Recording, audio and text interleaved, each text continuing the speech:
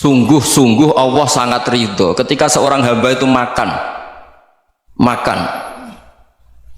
ketika sesuap nasi dia muji Allah, ketika minum seteguk nasi dia muji Allah. Itu kalau orang diridhoni Allah itu wali betul. Itu untuk jadi wali itu gampang, kamu makan ridho, kamu nginjak buminya Allah ridho seneng, kamu hidup keseharian aman seneng. Nah ini supaya sampean kita semua ngaji betapa panduan Rasulullah untuk menggapai ridho Allah itu banyak yang keseharian sekali. Saking kesehariannya banyak dalam hadis dan itu sahih. Nabi menyebut hal-hal yang keseharian. Hatta ma tas'alu fi fimra'atika, kamu punya uang kemudian istri kamu bisa makan, itu ibadah.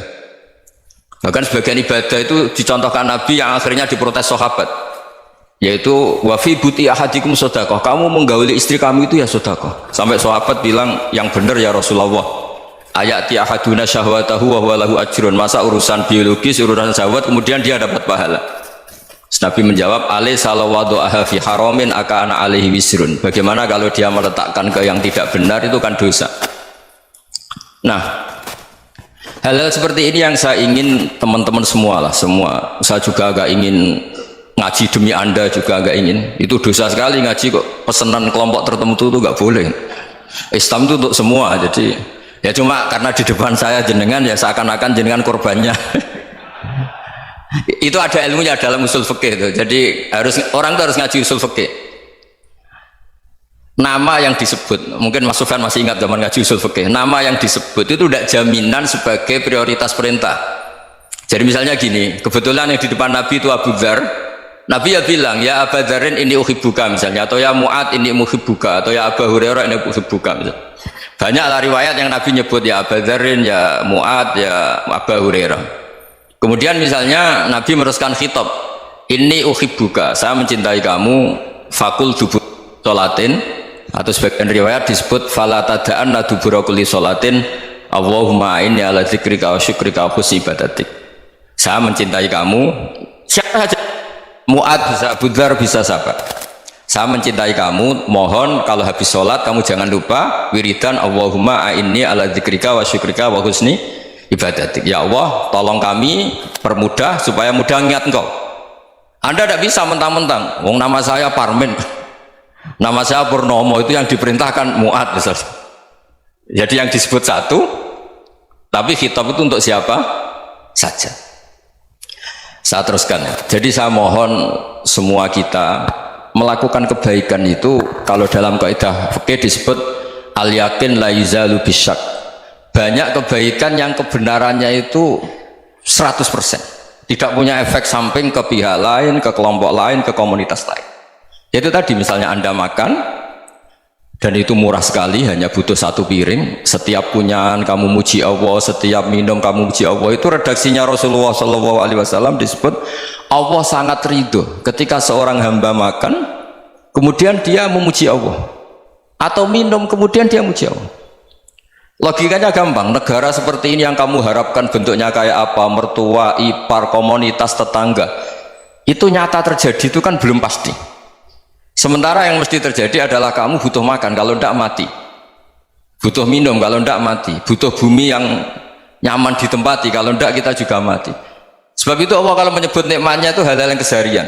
Alladzi at'amahum min ju'. Allah itu siapa? Allah itu yang menciptakan kamu bisa makan, tidak berlebihan. Allah itu yang menciptakan kondisi sosial itu ideal. Zaman Nabi itu ya ada orang munafik, orang-orang pilihan Allah itu juga diuji orang sekelilingnya yang macam-macam.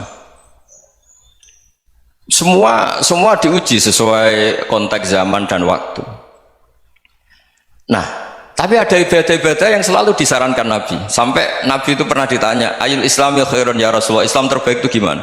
Jawaban Nabi itu unik, itamu to'am, Islam terbaik itu ya makan-makan, yang santai-santai. Ketika Allah menyebut beberapa kebaikan, falak tahamal aqobah, wa ma adrokan apa? Mal aqobah. Terusannya apa? Fakku rokobah. Terusannya apa? Au it'amun fi yaumin di masubah. Ya, atau acara makan-makan itu juga Islam. Kenapa? Ya bayangkan kalau tidak ada makanan, kita mati kan? Kondisi sosial tidak ideal tuh Anda masih gak apa-apa, tapi kalau Anda tidak makan, Anda tidak minum, Kamu punya istri cerewet masih bisa hidup, punya mertua cerewet masih bisa hidup. Tapi kalau tidak makan bisa mati. Berarti penting mana istri sama makan? Penting mana? Makan. Semoga istri Anda dengar. Nanti kamu disuruh makan tapi pulang deh. Itu kalau dibahasakan makan masih memahami. Penting mana nasi satu piring dengan istri? Nggak ada nasi mati, nggak ada istri belum mati. Penting mana? Gak berani jauh kan? Nah, ternyata Anda ada garang kan di depan istri. Jadi saya mohonlah, mungkin Mas Sufyan Sauri tadi yang bisa bantulah teman-teman tuh ngaji yang keseharian saja. Karena kita nyari ridha Allah itu berdasar firman Allah, dan firman Allah itu menyebut keseharian tuh riang gampang. Yaitu tadi misalnya wa min ayatihi manamukum bil laili wan nahar. Termasuk ayat-ayat Allah itu kamu tidur. Maka dulu itu ada guyonan, ada tokoh Mu'tazilah, kelompok dalam Islam yang berpikir manusia itu bisa menentukan ikhtiarnya sendiri. Karena saya bisa duduk, ingin berdiri, berdiri. Karena kelompok ini nggak terima kalau semua kehendak Allah, nanti bagaimana kalau semua kehendak Allah kok ada hisab ya, ada sanksi.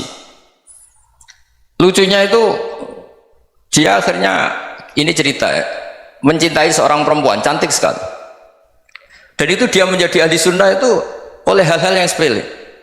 Karena istrinya cantik, ya namanya suami istri hubungan intim. Terus ditanya, Mas masih ingin lagi? Masih. Silahkan diulang lagi. Wah ya tidak bisa. Katanya manusia bisa menentukan yang diinginkan. Itu tobat itu. Itu nggak bisa ditobatkan Mas Sufyan Ats-Tsauri. Orang cantik yang mudah nobatkan orang itu orang cantik. Segampang itu. Akhirnya kita tahu, makanya kalau dalam kitab Hikam itu disebut al-aqil mayyakul madza yaf'alu wa hubi wal ghafil mayyakul madza af'al.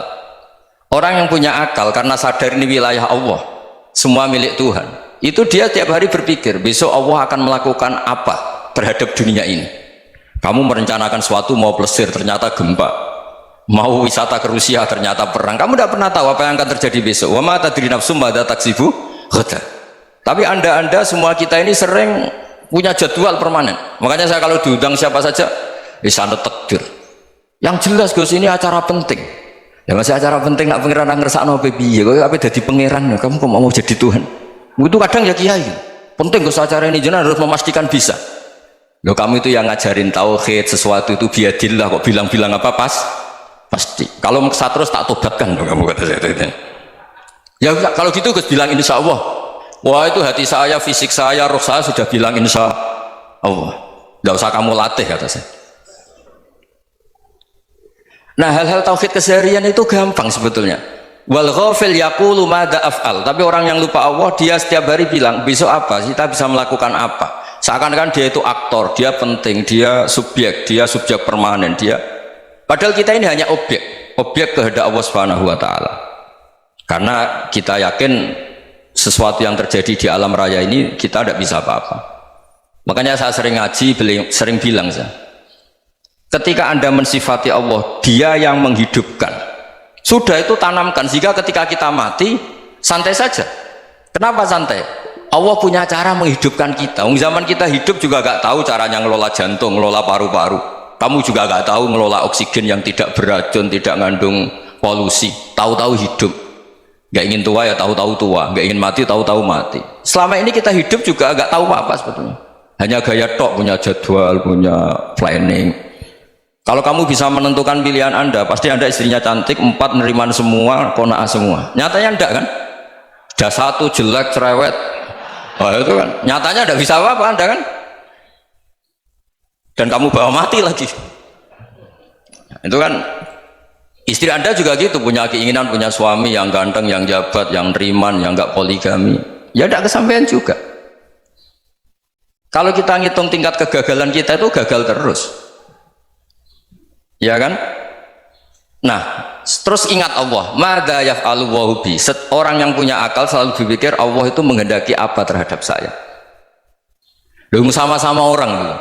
Melihat orang yang serius, itu kata Anda itu pemikir berat, serius, senang punya tokoh yang merengut karena kamu anggap serius. Tapi sebagian orang anggap orang yang serius itu wong merengut, wong masam, wong muka kok ditekuk. Jadi sama Itu hati ya muqallibal qulub tsabbit qalbi ala dini, karena kita nggak tahu cara berpikir kita tentang orang lain, tentang sekeliling kita. Misalnya kita orang baik yang jenis ngurmat fakir miskin, ada orang bangun masjid mewah itu janggal. Apa artinya masjid mewah kalau banyak orang kelaparan?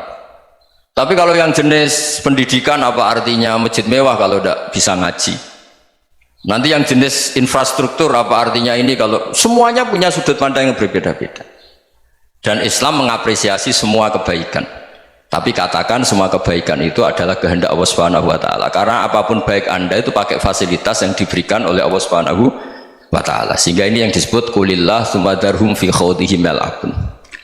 Ya, kembali tadi ke tema-tema bahwa keseharian Anda ini sudah Islami. Saat Anda tidak bisa melakukan apa saja. Saya sering ada jenazah, biasanya kalau tetangga meninggal saya sering disuruh ngelepas. Saya bilang orang ini baik karena sering ngelamun di rumah, sering nganggur di rumah. Ditanya sama anaknya, kenapa Gus nganggur baik? Ya kalau dia nganggur artinya juga agak berbuat sesuatu yang maksiat kan? Ya kan? Orang nganggur di rumahnya ya tidak bunuh orang, tidak maling, tidak korupsi, ya namanya nganggur di rumah. Lah cuma istri cara pandang nganggur gak menghasilkan uang itu. Tapi juga gak menghasilkan kriminal kan? Jadi sebenarnya Islam itu cara, makanya kalau sampai ngaji usul fikih itu ada kitab usul fikih namanya Lubul Usul, itu terkenal sekali di pesantren itu.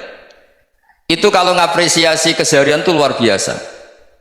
Izma min mubahin illa wa yatahaqqaqu bihi tarku haramimma. Karena keseharian yang mubah saat Anda lakukan itu ada kehebatan yang luar biasa, yaitu meninggalkan haram. Makanya dulu banyak orang-orang alim ketemu temannya itu guyon sampai semalaman. Itu biasanya yang semangat Islam itu, kiai kok tidak tahajud, kiai kok tidak witir. Orang yang sedang mapan uangnya banyak, malam itu tidak kelayaban itu sudah luar biasa. Melawan nafsu supaya tidak maksiat itu sudah luar biasa. Supaya lupa guyon sama temannya semalaman sampai subuh, gejlok-gejlokan ngenang zaman miskin, zaman kuliah nggak jelas, zaman apa. Melihatnya jangan tarkut tahajud seperti ini, meninggalkan tahajud, tapi meninggalkannya ini talkul muharramat. Jadi kayak apa hebatnya? Sehingga Imam Ghazali punya riwayat yang agak unik. Hatta takuna ibadatu akhiri hadil ummah iku an-naum. Sehingga suatu saat ibadah terbaik umat ini itu tidur. Itu kan riwayat kontroversi. Ketika Imam Ghazali saja, kenapa iya? Kenapa kamu mulai keluar dari rumah itu sudah banyak maksiat, melihat perempuan yang enggak mahram, melihat fenomena. Tapi kalau kamu tidur itu enggak melihat apa-apa. Tapi juga kamu jangan nganggap tidur itu ibadah betul. Saatnya melakukan fardu ain malah masih tidur. Tapi itu sudut pandang yang menjadikan kita Islam itu gampang. Jadi saat Anda tidak bisa aktivitas apa-apa, misalnya ada beberapa orang yang lumpuh itu memang nggak bisa Jumatan, nggak bisa ibadah, tapi dia juga nggak bisa maksiat. Tidur itu memang Anda saat itu tidak bisa tahajud, tidak bisa witir, tapi saat itu ada zina, ada maling, tidak gosipkan orang, tidak bully orang, tidak menanamkan kebencian, tidak hasud. Sehingga tidur menurut Allah Ta'ala wa min ayatihi manamukum billaili apa? Wan-nahar. Karena di tidur itu selain ada unsur istirahat, jaga kestamina, juga ada unsur meninggalkan beberapa keburukan. Nah, saya mohon ibadah yang keseharian ini kita jaga supaya kita semua baca ayat itu fasih itu tertanam di hati. Allah itu siapa? Alladzi at'amahum min ju'i wa amanahum min khauf. Dan Allah kalau cerita di Quran itu anna sababnal ma'a sabba thumma syaqaqnal ardhan wa syaqqa fa ambatna fiha habba wa inaba wa qadba wa zaituna wa nakhla wa hadaika hulba. Kamu tahu saya ini siapa? Kata Allah, saya ini adalah Tuhan yang menurunkan air, kemudian ada tanaman banyak, habba wa inaba wa qadba, ada zaitun, ada tin, kalau orang Jawa mungkin ada tela, ada padi, ada mangga, ada pisang. Sudah, wa inaba wa zaituna wa nakhla wa hadaika hulba, ada perkebunan yang lebat. Tujuannya apa? Mata Allahkum, silahkan kamu pakai, kamu nikmati. Tapi karena kadang kita ini punya ide-ide besar, tadi untuk syukur saja nunggu punya istri riman, rumah baik, tetangga baik, komunitas baik, semuanya baik baru syukur. Lama-lama nanti ada di surga, syukurnya nunggu surga paling kelas A. Itu sudah ada yang menghuni Rasulullah, kamu nggak boleh di situ. Masa untuk syukur saja repotnya, masya Allah. Jadi mohonlah Quran yang kalau Anda hafalkan juz sama itu kan ada ayat-ayat yang kayak tadi. Ya, fal yang dzuril insanu ila ta'ami. Coba lihat Apa yang kamu makan ya? Dari mana?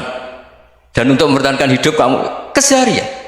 Jadi jangan kira ibadah itu harus membentuk komunitas yang versi Anda. Ibadah itu harus hal yang mulu-mulu. Kesehariannya Anda alami. Loh, ini saya tidak bikin-bikin. Saya ngaji bukan karena berdasar pesanan. Itu ayat yang saya bacakan betul ada ayatnya kan. Fal yang dzuril insanu ila ta'ami anna sababnal ma'a sabba thumma syaqaqnal ardo syaqqa fa ambasna fiha habba wa inaba wa qadba wa zaituna wa nakhla wa hadaiqa ghulba. Terusannya apa? Mata'al lakum, silakan kamu nikmati. Mata itu silakan kamu nikmati. Ya kayak sampean dikasih hidangan ya makan. Ya sudah makan, habis makan ya minum, habis itu ngantuk ya tidur. Ya sudah normal-normal saja. Kayak apa indahnya Islam. Tapi Anda mencari Islam yang gimana lagi? Nah itu yang diajarkan guru-guru kita, diajarkan sanad kita sampai Wali Songo, sampai Rasulullah SAW. Bahwa pada akhirnya ada jihad, ada perang. Itu dulu memang perang, bukan membunuh. Beda. Dulu kita dijajah Belanda ya perang, dan itu normal karena kita dijajah. Jadi ketika orang lain ingin baik sama kita, wa in ahadum minal musyrikin astajaruka ya fajirhu hatta yasma'a kalam Allah. Kalau mereka ingin baik ya kita baik. Makanya ada istilah musta'man, mu'ahad. Kalau mereka ingin damai, berdampingan dengan kemajmukan ya itu yang lebih baik. Karena memang Islam menghormati proses perdamaian. Wa in janahu lis-salmi ya fajnah lah. Kalau ingin damai ya kita harus damai.